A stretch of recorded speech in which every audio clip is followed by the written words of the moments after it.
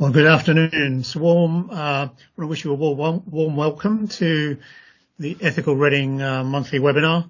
And I'm delighted to be able to say we've got Professor Philip Stratton-Lake from the University of Reading, who's going to be talking about well-being and employment. I'm Gurpreet Singh. I'm one of the people from Ethical Reading, and as ever, we're delighted to have you join us today. So, as normal, I'm just going to give you a little bit of a background to what Ethical Reading is all about. We're a not-for-profit social enterprise. Our mission really is to help embed ethics into the way we live and work in Reading. We do that by hopefully inspiring people and through our events. We have a number of different types of activity that we do, and I'll go through that shortly. We hope to educate, because we do believe ethics is essentially something that people can get better at in terms of certainly understanding and therefore making more informed and hopefully more rounded decisions. And certainly we also believe that working together we can achieve a lot more than we can individually. We currently have around 40 business partners and supporters that are helping us, and over 2,500 individual members and followers. We hope you can, if you're not already a supporter or a follower, that you can join us, and you can do that just by going to the website. We're also always on the lookout for volunteers. We have 20 fantastic volunteers at the moment. We're all volunteers in a sense, actually. There are no employed staff. So everything you see from Ethical Reading is done through volunteers, and we wouldn't be anywhere really without them. So we're always on the lookout for people, and if you'd like to volunteer, please do get in touch. We do hope that Ethical Reading is the start of something broader, which we call the Ethical Cities Movement. And we've given ourselves 3 years to really to try and make a sustainable program here in Reading. And hopefully as part of that, we'll create a template which we can then hand off to other cities around the globe. And we do have interest from Melbourne in Australia, a couple of cities in the UK, including Oxford and Omaha in the US. So without further ado, I'm going to now hand over to Philip, and he'll take you through the rest of the webinar. Thank you. Hi there, I'm Philip Stratton-Lake, and I'm going to talk about personal well-being, starting off with what it is, and then think about how it may be promoted in the workplace and how far we want to go down that route. Now, personal well-being is something both employers and government are increasingly concerned with in relation to their employees.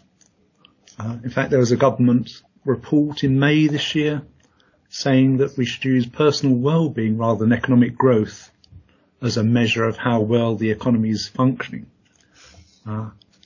So this is becoming something that is much more and more important, both at a government level, but also in terms of employees' concern for their employees' well-being. You may cynically think that they're only concerned with your well-being because it's good for business to have happy and productive staff, but actually that doesn't matter for my purposes.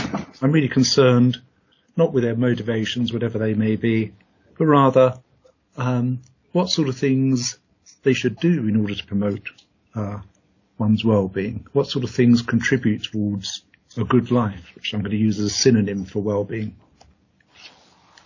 Now, the problem with trying to promote well-being in the workplace, either at a government level or at a more local level, is that in all the documents I see, the concept of well-being is not especially well understood. Very often, well-being is just understood or identified with mental and physical health.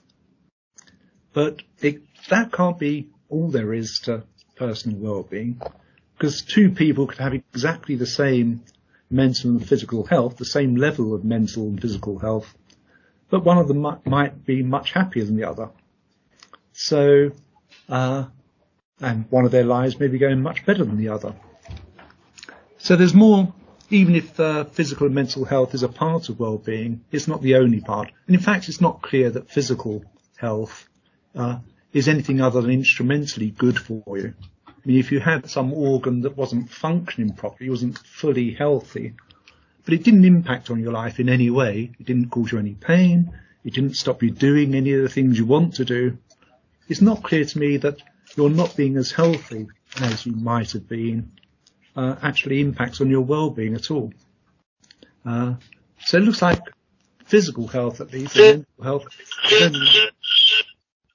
is only important insofar as it stops other aspects of what would constitute a good life. And the same is true of material goods.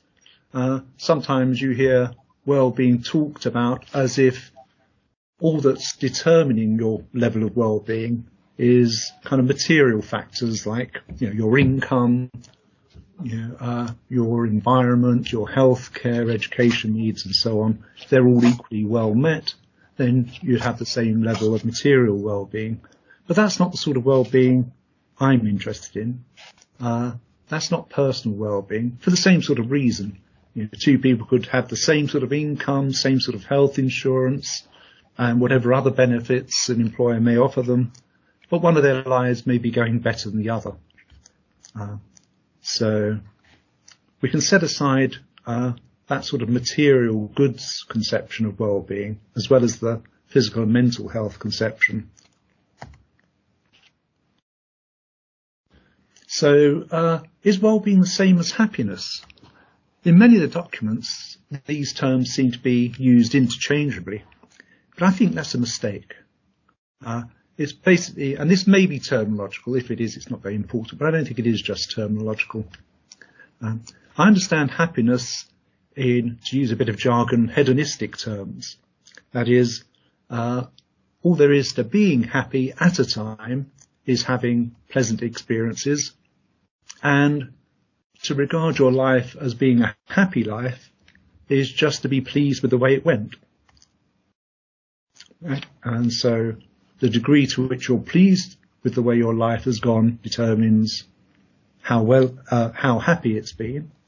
And if you're displeased with the way your life's gone, then that would be to think of it as an unhappy life. So happiness at a time is just determined by pleasant experiences. So, you're happy or miserable now, depending solely on whether you're having pleasant experiences now or unpleasant experiences. And you can understand happiness over a life either in terms of just summing those pleasant and unpleasant experiences, or in terms, as I said a bit earlier, about whether you're pleased with the way it's gone.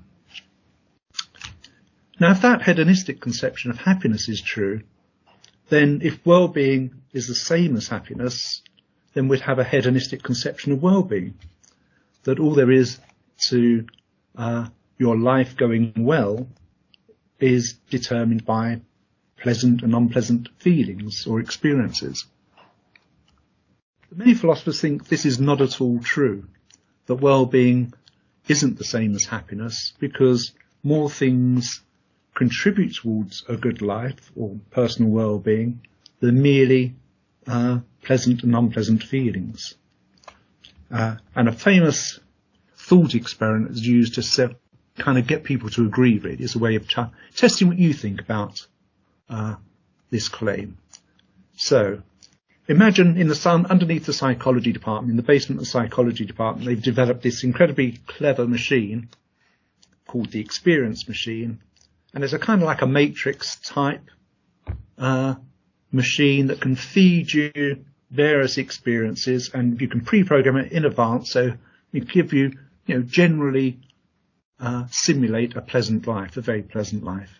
And we can imagine that the life you would lead if you plugged yourself into this machine for the rest of your life would be more pleasant than your real life if you didn't plug yourself in. And the question is, let me finish the thought experiment. The idea is that once you plugged yourself in, you forget that you're experiences are being simulated. Okay, so you don't know you're in a machine. You think everything's real, but it's not. You're just having experiences of achieving great things and having great time with your friends, but you're not achieving anything, you're not doing anything, and you're not having a great time with your friends at all because, you're not doing anything with your friends. Once again, you're just in there being fed these experiences, these pleasant experiences. Okay. Now the question is, would you plug yourself in? And if not, why not? And most people would at least hesitate before plugging themselves in because they think that they'll be missing out on something that's important to them in their lives, that matters to them. And then the question is, well, what is it you lose by plugging yourself into such a machine? What gets left out? Well, many philosophers think that there's a number of things that get left out. One of the most important of which is personal achievement. The idea here is, once again, you could have a sort of experience as of achieving great goals, having great achievements in your life. It would be just like a dream. You've not achieved anything. You've just had an achievement experience. And if you agree with those philosophers, and I'm one of those, then you think it's not just the sense of satisfaction, the feeling of achievement that matters to you. It's actually achievements. And one of the reasons you wouldn't plug yourself in is you'd be missing this important aspect of a good life, of a life with a high level of personal well-being. And there may be other things that get left out as well. For example, as I said, you'd have experiences in the machine of doing all sorts of things with friends and having a great time, but you're not doing anything with your friends. You're just having friendship experiences, but no friends in the machine. And many of us would actually rather have friends. It matters to us that our friends are genuine, real friends, and not just simulations. Okay, so I don't know whether, perhaps we can come back to this later. I don't know whether any of you would plug yourself in, and if those of you who wouldn't plug yourself into the experience machine would refrain from doing so for the reasons I've mentioned. If there are other reasons why you wouldn't plug yourself in, then perhaps we can discuss that later, because that might be other things that you think contribute towards your well-being, other than just having pleasant experiences. My own view is that the experience machine thought experiment shows that well-being is not the same as happiness. And although happiness is one of the things that can make your life go better, all other things being equal, a more happy life is better than a less happy life. It's not the only thing that contributes to personal well-being. Two equally happy lives, but if you imagine two equally happy lives, but one person has achieved more than the other, that looks like, to that extent, their life is better than the other. And of two equally happy lives, but one which involves significant friendships and loving relations, that looks like a better life than the other life, which is equally happy but lacks those valuable personal relationships. So I take these to be different notions, and we shouldn't conflate happiness, understood as I've described it, and personal well-being. Now I'm going to focus, I mentioned friendship as well as achievement as one of the things that's an important contributor towards a good life or personal well-being. I haven't said what achievement is, and that's not as obvious as you might think. In the philosophical literature, there's two general accounts of achievement. One of them is quite new. Right, the first account, and you can find this in the writings of Tim Scanlon, to achieve an achievement is understood as a successful pursuit of worthwhile goals. Right? And it has to be genuinely worthwhile, not just thought to be good. If you've successfully pursued a worthless goal, even though you think it's worth pursuing, but that's a mistake, you haven't achieved anything on this account. You think you have, but you're mistaken. And you'd recognise that from your own perspective. I mean, if on my deathbed somebody persuaded me that philosophy is a waste of time, even though I've led all my life thinking that it's a worthwhile pursuit, philosophical knowledge is a worthwhile pursuit, and spend a great deal of my time trying to achieve such knowledge, if they persuaded me on my deathbed that philosophy is completely worthless, I would think I'd have wasted my life. So I think even from our own point of view, it matters that we spend our life pursuing things that are genuinely worth pursuing, and not just what we happen to think, rightly or wrongly, is worth pursuing. So that's one of account of achievement, the successful pursuit of a worthwhile goal. If the goal's not worthwhile, you haven't achieved anything, although you would have succeeded. But that wouldn't count as an achievement. So that's the one account, and that's probably the dominant account in philosophy. But more recently, Gwen Bradford has written a book on achievement where she persuasively argues, A, that your goals don't have to be in any way worth pursuing to count as an achievement.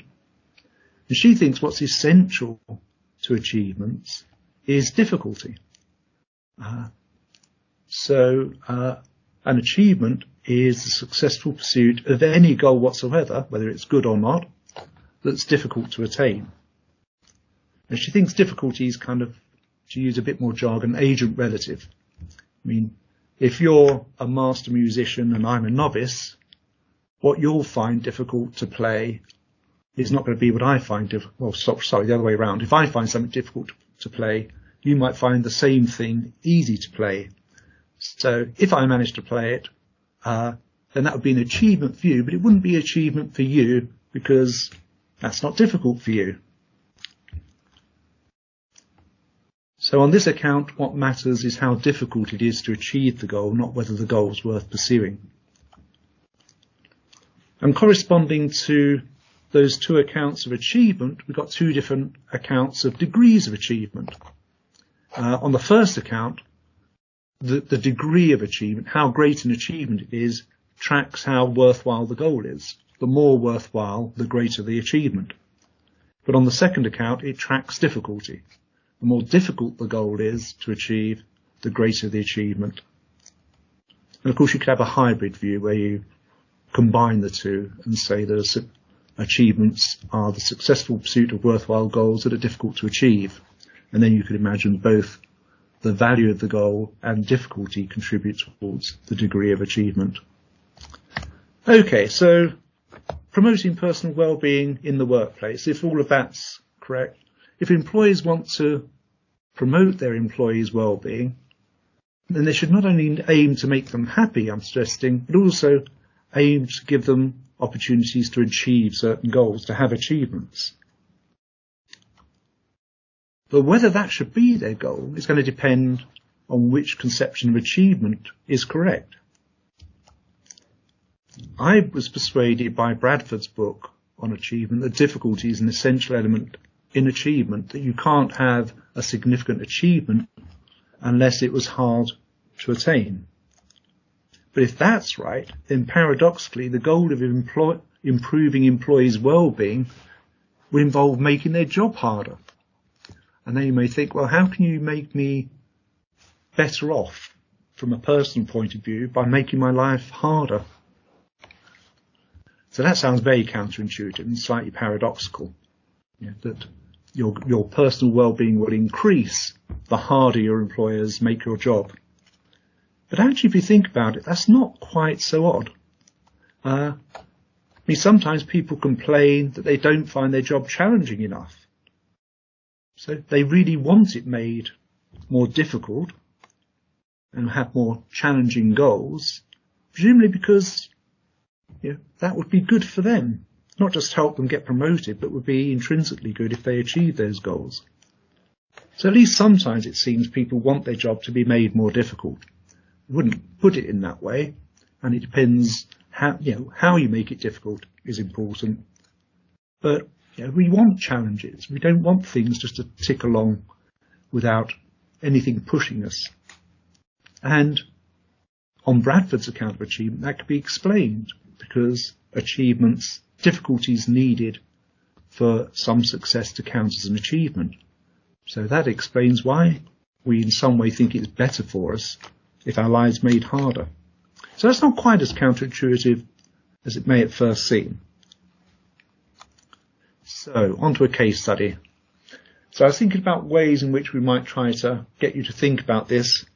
So one way you might want to think about it is just by supposing you're in a position to shape policy in your workplace and you're keen to improve your employees' well-being.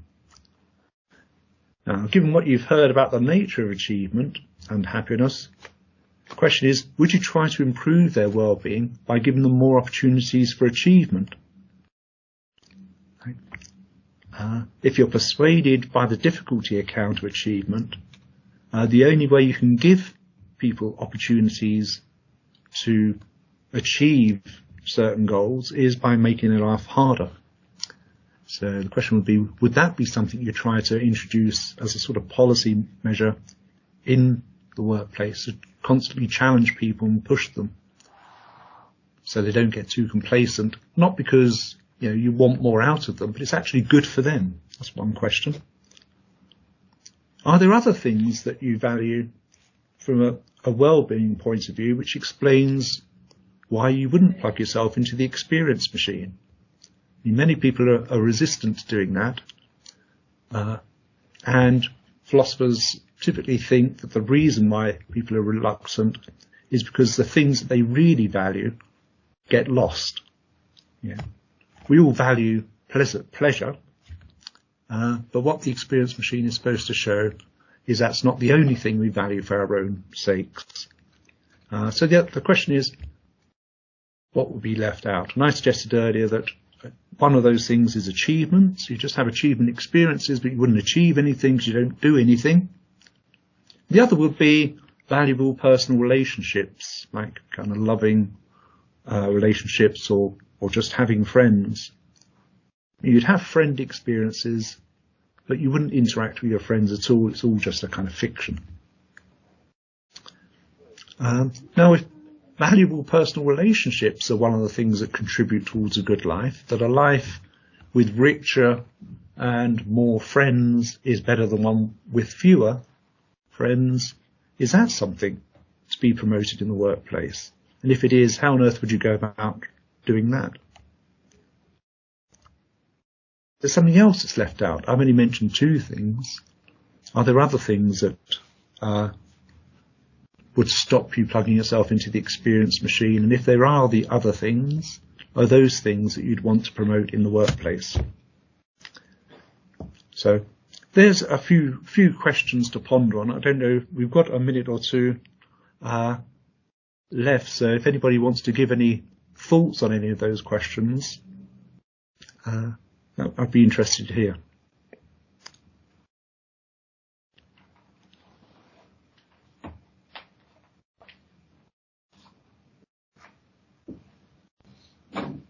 Okay, hope you're all still there, and I haven't scared you all off.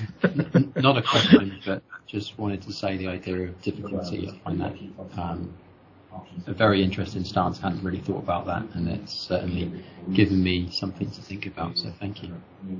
Oh, pleasure. Yes, well, it was surprising for me. Before reading this book, I was completely sold on the value-based accounts of achievement. I mean, I was convinced that achievement is one of the important elements that contributes towards personal well-being. But I hadn't thought about the difficulty, and I was reading Gwen Bradford's book. I was quite persuaded by that. One of the ways in which she gets you to persuade you is this. Imagine achieving less could be a greater achievement than achieving more. If it was more difficult to achieve, she gives the example of, suppose you've got two Olympic competitors. Their goal is to get an Olympic medal, but they don't care which one. As long as if they get a bronze, they'd be perfectly happy with that. So the goal is to achieve an Olympic medal. But one of them has quite a major accident in training, which means that on top of all the other difficulties of training for such an event, she has to overcome all these extra difficulties. But still gets a bronze medal. Gwen Bradford says, well, that her achievement is greater than the person who got a gold medal because of the extra obstacles she had to overcome. I think that's quite a plausible view. So once you get this idea, you can see that greater achievements don't have to be achievements of greater significance in terms of the goal. It could just be a less important goal you've achieved, but because it's so difficult, it could be a greater achievement than somebody who's achieved more. Okay, I see Gertpret is just moved beside me. I think he's ready to finish off now. Okay, right. Well, thanks for listening, and I'll hand you back to Gertpret. Well, thanks very much, Phil. That was I was taking copious notes on that one as you were talking, and I'm going to follow up some of the authors you talked about there. It's absolutely fascinating, and of course, when you're talking about the workplace and employment, there, as a result of what Phil's talked about, there are important implications for managers, and particularly in terms of understanding the context of employees, to understand their starting point, as it were, in terms of setting goals and targets and things like that for the coming year, so that they are achievable, but at that same time not unrealistic. They are, in the jargon, they're stretch targets, if you like, and that's quite an art. As Phil was saying, you really need to understand the personal context and the personal challenges of the person to really understand just how difficult some of these things can be, because everybody is unique, everybody is different, and has a different starting point in terms of achieving or trying to achieve those goals. So, fascinating talk. Thank you very much, Phil. And thank you very much for joining. We've thoroughly enjoyed your support today, and we hope you will join us next time. In the meantime, do check out our website for other events that are going on. I talked about a couple at the beginning, and we'd love for you to join up as a member, and please spread the word. Thank you.